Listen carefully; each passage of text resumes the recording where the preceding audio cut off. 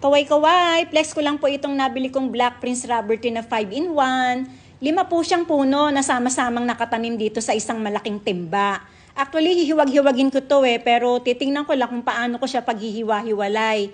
Kasi naman po, tingnan nyo naman ang tataba ng mga ugat at dikit-dikit talaga ang tubo nila.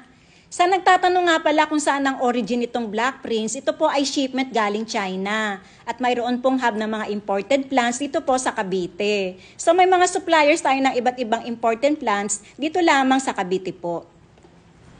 Actually, napansin ko nga dito sa batch na dumating ngayon ay napakagandang klase. Ang lalapad ng mga dahon at itim na itim.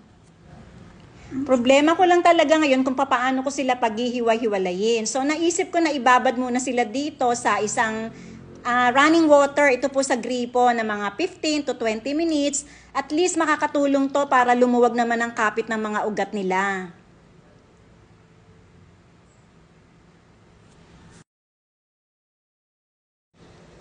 Heto na po, ineksakto ko ng 20 minutes yung pagbababad ko po dun sa running water. Talaga naman, napaka-challenging po. Pero finally, napaghiwa-hiwalay ko naman po sila. O, ayan, tignan nyo naman po kung gaano kalalaki at katataba ang kanilang mga ugat. Siyempre, marahil may magsasabi po dyan na iba na baka ma-stress naman ang halaman sa ginawa ko dahil baka bugbog na. Alam nyo po, isa sa pinakamatibay na halaman ay ang mga rubber plants. Kahit nga po sa loob ng 1 linggo o higit pa, ay makakasurvive po sila sa ilalim ng initan ng walang dilig-dilig. So, once a week or every 10 days ay pwede rin po silang dilig-diligan. Kaya pwede po kayong magbakasyon kung rubber plants po ang inyong halaman. O diba, bakasyon ng 1 linggo, ayos na yun. Ganyan po sila katitibay. Sa tatababa naman ng mga ugat niyan, tingnan nyo po, tiyak na hindi po talaga sila mai-stress. Naalala ko nga pala, eksaktong 1 linggo na ngayon simula nung mga itinanim ko po itong Black Prince natin.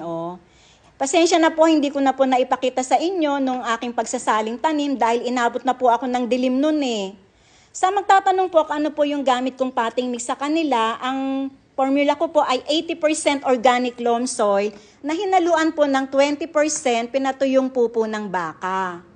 Opo, ang gamit ko po ay organikong pataba lamang.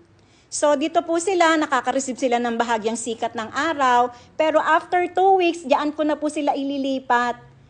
Diyan po kasi ay may matinding sikat na ng araw na makakatulong po sa ating mga rubber plants para maging mas masigla, mas malalapad ang mga dahon, lumaki sila ng maayos at mas magaganda ang kulay.